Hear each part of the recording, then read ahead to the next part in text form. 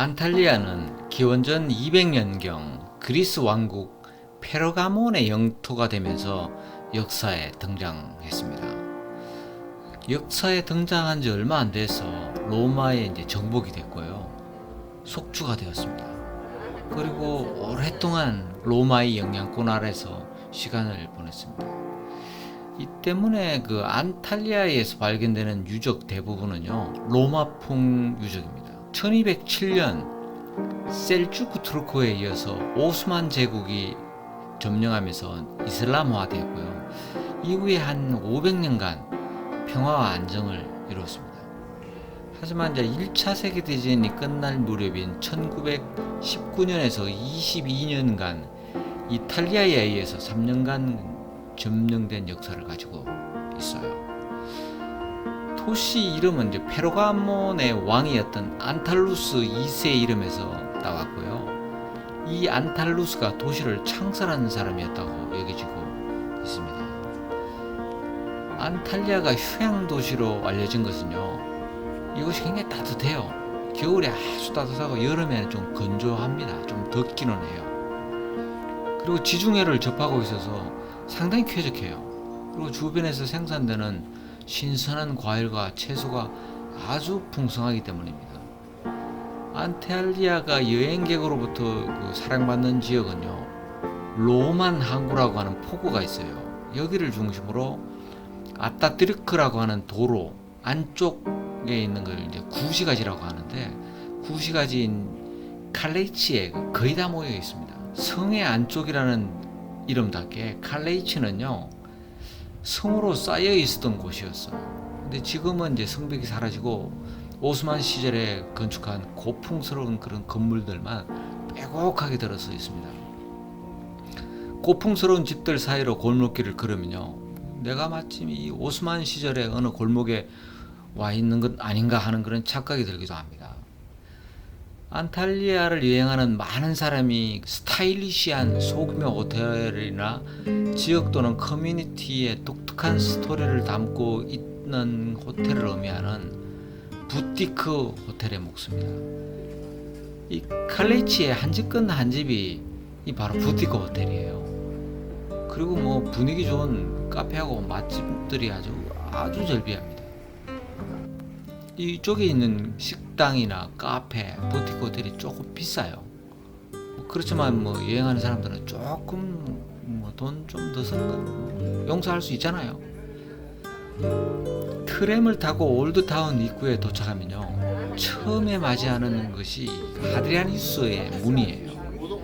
이 문은 그 117년에서 138년간 그 로마의 황제였던 하드리아누스가 130년에 이곳을 방문한 것을 기념하면서 만든 개선문이에요. 이 하드리아누스는요, 황제가 되고 난 다음에 지금의 영국 땅, 그때는 이제 브리타니아라고 그랬는데, 여기에서 이제 일어난 반란을 제압하고 잉글랜드 북쪽에 요새인 히드리아누스의 벽을 건축했고요. 그리스를 찾아서 그리스 제우스 신전을 건축하고 아프리카뿐만 아니라 예루살렘을 방문하는 등 아주 그 역동적인 활동을 했던 황제였습니다. 당시의 황제들은요, 이탈리아 반도 이외의 영토인 속주 통치를 총독한테 위임하고 가끔 이제 속주를 직접 방문했습니다. 이때 이제 총독들은요, 황제한테 충성심을 보이기 위해서 뭐 온갖 노력을 다했죠. 그렇지 않고 만약에 이제 신기를 불편하게 했다, 이러면 이제 제거되는 거죠. 히드리아누스의 문은 바로 그 당시에 총독이 사활을 걸고요, 황제에게 보호하기 위해서 만든 건축물입니다. 이 문은 1950년이 돼서야 발견이 되는데요, 오스만 제국 500년 동안 이 문이 성벽으로 둘러싸여 있었어요. 그래서 드러나지가 않았습니다. 마침내 1950년도에 성벽이 무너졌고요, 그제서야 히드리아누스의 문이 드러나게 된 겁니다. 훗날에 이제 이걸 복원한 거죠. 이 문을 이제 지나면 올드타운에 들어온 겁니다. 꼬불꼬불한 골목길을 따라 한참을 걸어서 막바지에 다다르면요, 히드릴릭 타워에 도착합니다. 지중해가 바로 내려다 보이는 절벽 위에 건축된 히드롤릭 타워는요, 로마 시대에 건축된 원형탑입니다. 추측컨대 이제 요새와 등대의 기능을 했을 것으로 추정이 되고요. 이곳이 전략적인 요충지였던 로만 항구로 들어오는 모든 선박을 감시하기에 아주 충분한 곳이었습니다. 여기에서 내려다보는 지중해 풍광이 제법 멋집니다. 유유자적하고 있을 때 이곳에서 한국인 부부를 만났습니다. 지금은 은퇴를 했지만 현대자동차 터키 공장을 건설하기 위해서 오랫동안 터키에서 생활했던 그런 분이라고 했습니다. 한참 이야기를 나누다 헤어졌는데 나중에 유람선에서 다시 만났어요. 히드롤릭 일대에는요, 안탈리아 전망 광장을 비롯해서 유유자적하기 좋은 여건을 제공하고요. 주변에 이제 간식 사와서 먹으면서 소나무 그늘에 있는 벤치에 앉아 여유 있는 시간을 보낼 수도 있습니다. 전통 악기를 연주하는 사람도 있어요. 의도하진 않았지만 귀가 상당히 즐거웠어요. 안탈리아에는 터키에서 두 번째로 성공객이 많은 국제공항이 있습니다. 이 공항을 이용하는 사람들 대부분은요, 착륙을 앞두고 창가로 전부 고개를 돌려요. 왜냐하면 착륙 경로에 있는 디덴 폭포를 보기 위해서 그렇습니다. 제주도에 있는 정방폭포도 절벽 위에서 바다로 떨어지는 물줄기를 볼 수 있죠. 그런데 이 규모 면에서는요, 이 디덴 폭포가 앞서는 것 같아요. 디덴 폭포는 수력발전소하고 재활용 사업소에서 사용된 물을 이제 바다로 흘려보내는 인공폭포라고 합니다. 높이가 한 40m 정도 되는데 수량이 아주 엄청납니다. 이곳의 풍광은 이제 이 안탈리아를 대표하는 장소이기도 하고요. 온전한 모습을 보려고 그러면 육지에서는 거의 불가능하고 유람선을 타야 됩니다. 안탈리아를 방문하는 여행자들 다수가 이 로만 항구에서 출발하는 유람선을 탑니다. 이 로만 항구에는요, 중세 해적선을 코스프레한 유람선을 비롯해서 각양각색의 유람선, 요트, 자그마한 어선들이 포구를 메우고 있어요. 바닥이 훤히 내려다 보이는 에메랄드빛 항구를 바라보는 것 자체만으로도 힐링되는 장소이고요. 여기에는 연인들이 아주 많이 찾아와서 아주 로맨틱한 시간을 보내기도 합니다. 이곳에는요, 다양한 종류의 유람선이 있지만 자유여행자들이 선택할 수 있는 대표적인 것은 세 가지인 것 같아요. 1시간 30분, 3시간, 6시간짜리가 있어요. 1시간 30분인 경우 실제 운항시간은 1시간에 불과하고요. 3시간짜리의 경우에는 실제 운항시간은 한 2시간 정도 되는 것 같아요. 항구에서 디덴 폭포를 다녀오는데 한 1시간 반 걸려요. 결국 1시간 30분 유람선은요, 항구를 벗어나자마자 조금 운항하다가 다시 복귀해야 되는 코스이기 때문에 디덴 폭포는 볼 수가 없어요. 따라서 3시간 티켓을 구입하는 것이 정답입니다. 티켓을 구입하자마자 바로 출항하는 게 아니에요. 정해진 출발 시간이 따로 있어요. 저는 10시 30분에 티켓을 구입했는데 출발 시간이 1시 반이었습니다. 유람선이 항구를 벗어나 동쪽으로 향하면서 그 안탈리아의 해변을 감상할 수 있는데요. 육지에서 보는 거하고는 또 다른 그 감동을 줘요. 안탈리아에서 경험한 것 중에서 한 가지만 꼽으라 그러면 저는 단연 유람선 투어를 추천하고 싶어요.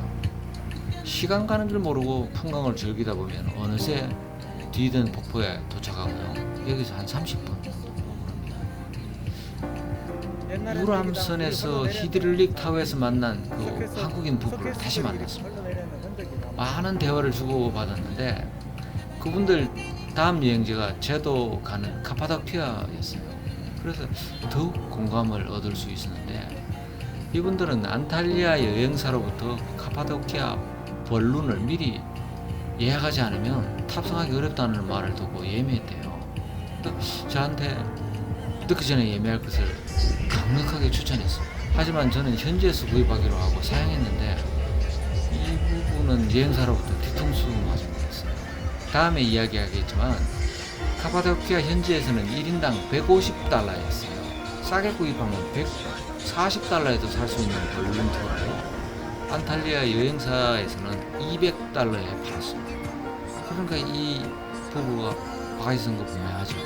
뿐만 아니라요, 카파도키아에서 물론 투어 티켓은요 어디에서든 다 살 수 있었어요.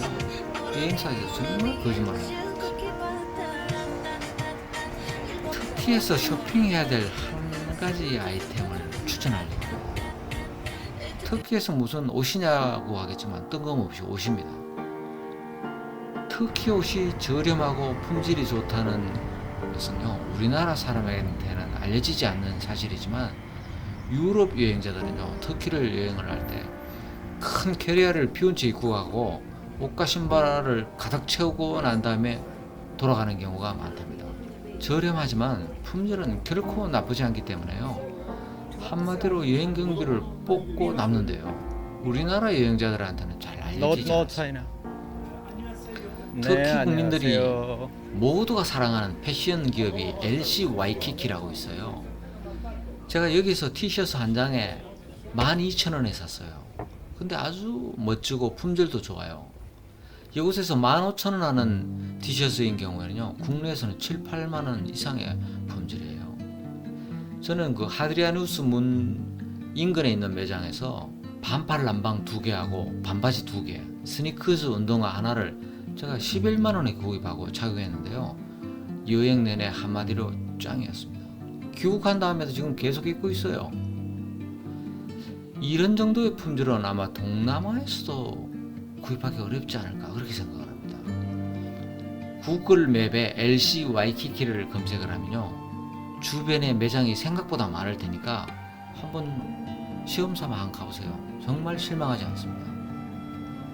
터키 여행할 때 옷 가지고 가느라 캐리어 무게하지 말고요, 현지에 가서 구입할 것을 강력하게 추천하고 싶습니다. 이번 편은 여기까지입니다. 다음 편에는요, 카파도키아로 가는 여정에서 겪은 황당한 이야기를 하겠습니다. 구독과 좋아요, 알림 설정을 부탁합니다.